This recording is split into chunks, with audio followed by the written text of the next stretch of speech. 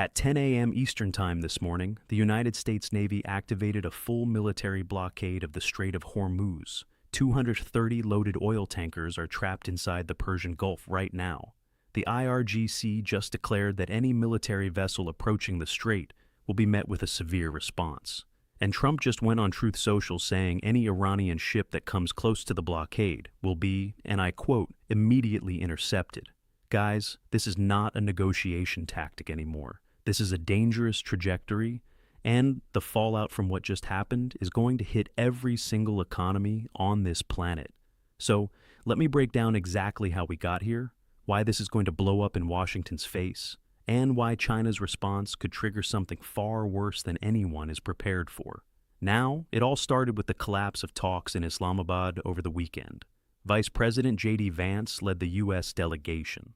They sat across from Iran's chief negotiator, Ghalibaf, for over 21 hours of marathon discussions. And it went nowhere. Both sides came in with demands that were never going to land in a single round of negotiations. Now, the sticking point was nuclear. We still do not know if the U.S. wanted Iran to freeze enrichment or give up all capabilities permanently, maybe hand over existing stockpiles too. Whatever it was, Iran was not going to play along. Tehran came to that table with its own 5-point counteroffer. They want a full ceasefire across all fronts, including Lebanon. They want conflict reparations. They want their $6 billion demolinisats released. And they want international recognition of Iranian sovereignty over Hormuz. Now that last one, that is a complete non-starter for Washington. And that is exactly why we are where we are right now. Within 24 hours of the talks collapsing, Trump dropped the hammer. He posted on Truth Social, and I want you to really listen to the language here. Effective immediately, the United States Navy will begin the process of blockading any and all ships trying to enter or leave the Strait of Hormuz. Now, CENTCOM followed up and clarified that the blockade would specifically target ships heading to and from Iranian ports, not all traffic through the strait. But then Trump went further. He ordered the Navy to seek and interdict every vessel in international waters that has paid a toll to Iran. Because here is what happened during the ceasefire. Iran set up what analysts are calling a de facto toll booth in the strait. The IRGC was charging over $1 million per ship to guarantee safe passage, and at least 2 vessels paid those fees in Chinese yuan, according to Lloyd's List intelligence. So, if a ship paid Iran $2 million in yuan or crypto, it is now a target of the United States. The U.S. might sanction that vessel. They might board it. They might seize it outright. Nobody knows where the line is, and that is exactly what makes this so dangerous. Now, let me give you the numbers on why this matters so much. The Strait of Hormuz normally handles around 21 million barrels of oil per day. That is nearly a quarter of the entire world's consumption flowing through one narrow choke point. Before this conflict started on February 28th, hundreds of ships moved through every single day. Now it is a dead zone. Last week, only 24 ships made it through to open water. On Friday, just 2 ships passed through. Neither one was an oil or gas tanker. The strait is functionally dead, and the United States just made absolutely certain it stays that way. And the market reaction was instant. West Texas Intermediate surged past $104 a barrel. Brent crude jumped above $100. Dow futures crashed 517 points overnight. S&P futures dropped 1%. NASDAQ futures fell 1.2%. At the opening bell, the Dow was down 392 points. We are firmly back in triple-digit oil, and the consequences of that are going to ripple through every corner of the global economy.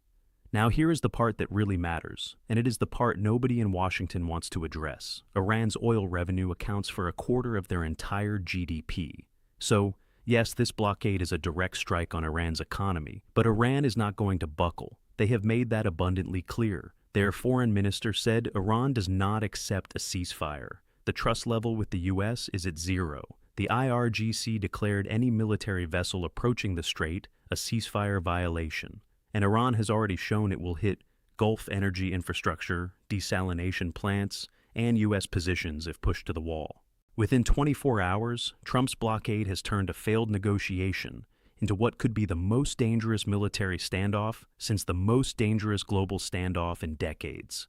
Now, the chain of escalation here is terrifying. If Iran strikes U.S. ships with unmanned systems or guided projectiles, the U.S. escalates to a ground operation. Once ground forces are deployed, Iran retaliates by striking Gulf infrastructure, and that is exactly why countries like Australia are panicking right now. Asia as a whole has been getting crushed, but Australia is horribly exposed. Albanese has been on the phone with Beijing and running to Singapore begging for supply guarantees. And he is absolutely right to be worried, because this blockade makes everything worse for everyone. But the biggest economic hit in dollar terms is heading straight toward China, and this is where the entire calculation changes.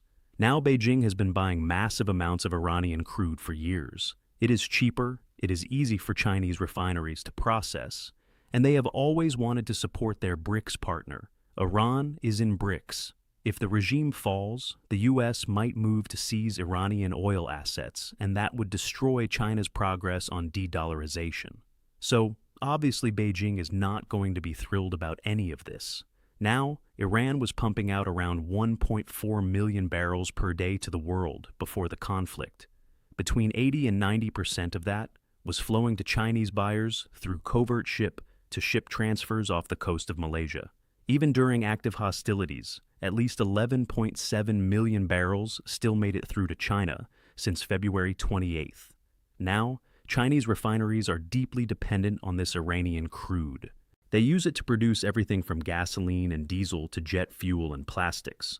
By blockading Iranian exports, Trump is literally cutting off a critical input for Chinese industry. And Beijing is not going to sit on its hands while that happens. But wait, here's the thing. U.S. intelligence is also terrified that China might start transferring military equipment to Iran on top of buying their oil. And if that happens, it shifts the entire balance of this conflict and pushes the U.S. military plus its entire industrial complex to the absolute breaking point. Even Trump knows this threat is real. The U.S. is stretched thin right now. Despite what the administration keeps saying, a prolonged conflict with Iran simply cannot be sustained. Military supplies are running low, and China could outproduce the United States in defense production without even trying. Now, let me explain why cutting China off from Middle Eastern oil does not actually give Washington the leverage they think it does. China's energy mix today is fundamentally different from what most people assume. Their dependence on oil and gas for power generation is less than 7%. The vast majority comes from coal, wind, solar, and hydro. China is almost completely self-sufficient in coal. Their renewable build-out is expanding faster than any country in history. By 2030, less than 5% of their power generation will hinge on oil and gas, which means U.S. threats to cut off their energy supply do not hold water the way they would against Japan or South Korea. But here is what does matter. Shutting down Hormuz does not just stop Iranian oil, it stops everything. Saudi shipments stop. Qatari LNG stops. Kuwaiti exports stop. Gulf state production has already crashed by at least 10 million barrels per day since March. Qatar declared force majeure on all LNG exports. 70% of Gulf food imports have been disrupted. Desalination plants have been targeted. This is a humanitarian catastrophe on top of an energy catastrophe. And a lot of that Gulf oil was heading to China too, but it still would not crash their economy because of that energy mix we just talked about. China will pay more, yes, but they will survive. They can always get more oil from Putin up north through expanding pipeline infrastructure. Now, if China does decide to retaliate, it would be absolutely devastating for Trump's entire operation. And here is the weapon that should keep every single person in Washington up at night: rare earths. Beijing cut off supplies during the 2025 trade standoff, and it caused the U.S. to completely scramble. Scott Bessent chased the Chinese delegation halfway around the world and had to offer major concessions just to get the supply flowing again. Now, according to the U.S. Geological Survey, China controls more than 70% of America's rare earth imports. But for some elements like terbium, China has total dominance. The United States can only get terbium from China, full stop. No alternatives exist. And that means everything from building fighter jets to producing missile guidance systems to manufacturing radar equipment becomes either massively more expensive or outright impossible.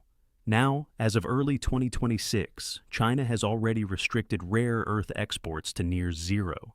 In January, they shipped only lutetium to the US.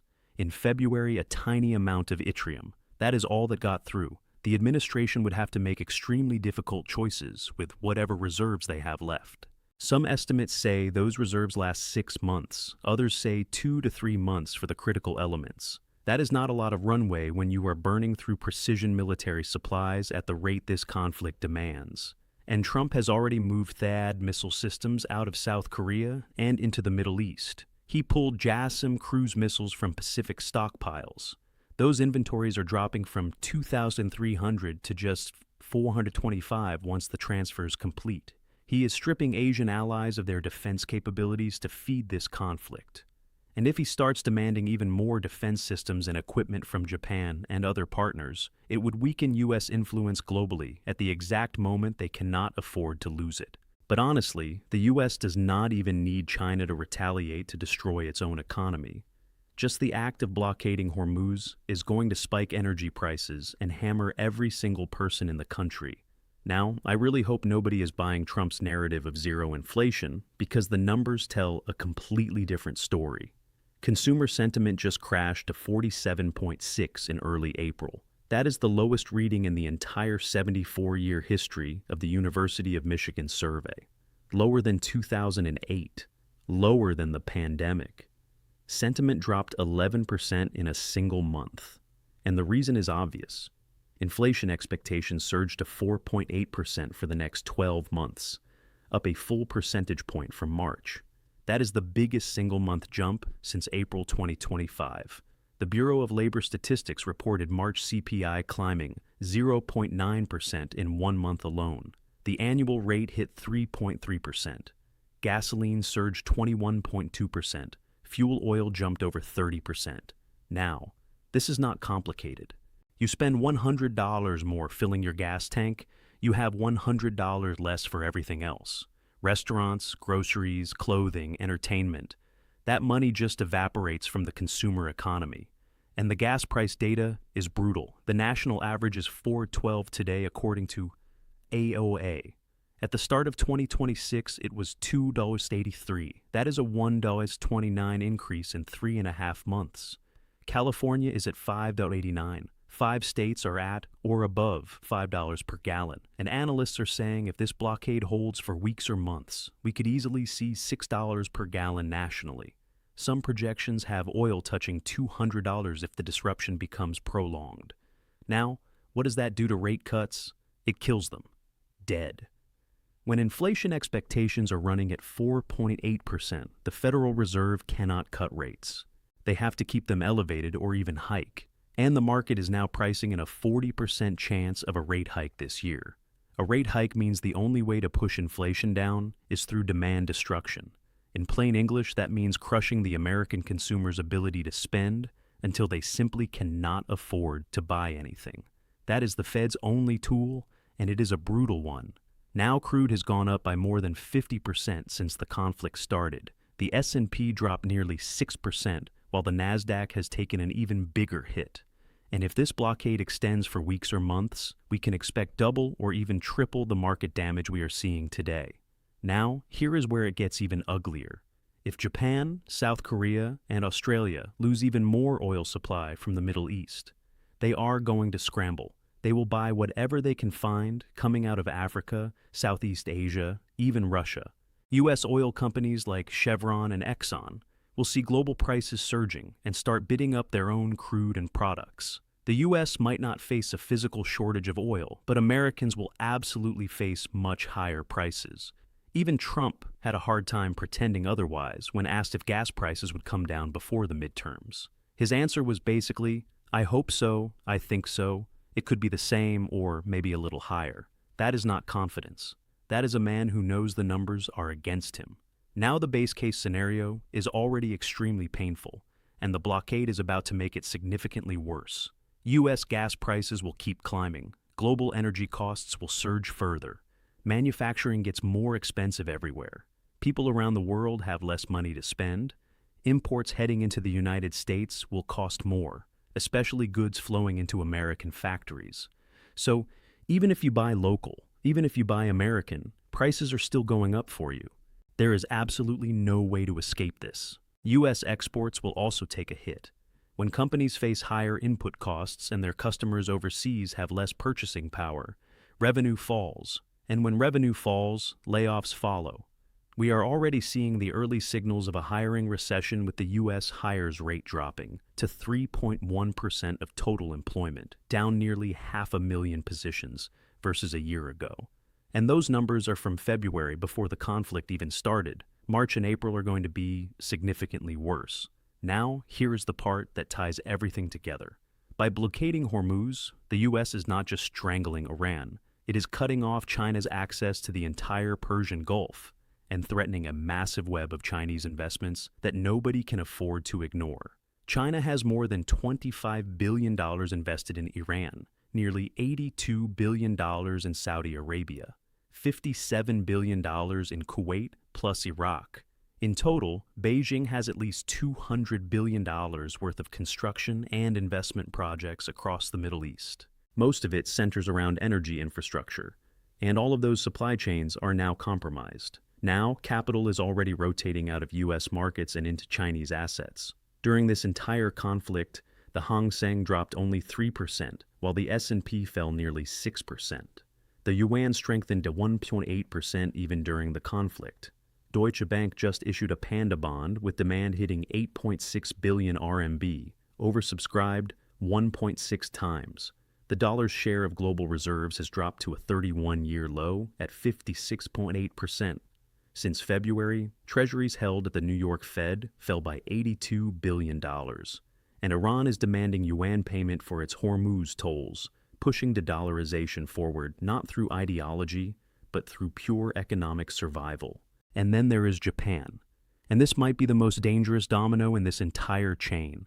Japan imports over 94% of its crude oil from the Middle East. The yen just cracked 160 to the dollar, and energy costs are eating their economy alive. Industries from automotive to semiconductors are losing money rapidly. The Japanese finance minister has warned that decisive action is coming. They cannot let the currency collapse while import bills explode at the same time.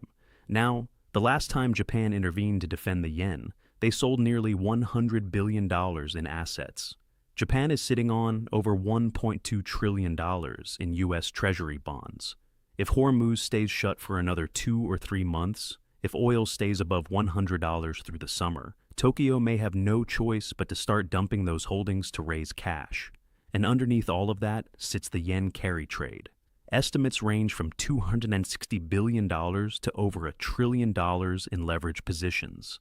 If the yen suddenly strengthens from a massive treasury sell-off, those positions unwind violently, and it turns every market dip into a full-scale crash. JP Morgan ran projections showing that if U.S. crude hits $120 a barrel, inflation rises by 2 percentage points and GDP contracts by 1.25%.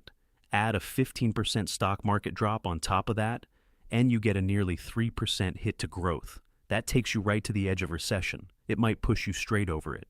Now Trump refuses to see this, or maybe he does see it, and he still wants to gamble his hand. But if China gets frustrated enough, they could squeeze the U.S. economy from multiple directions at once.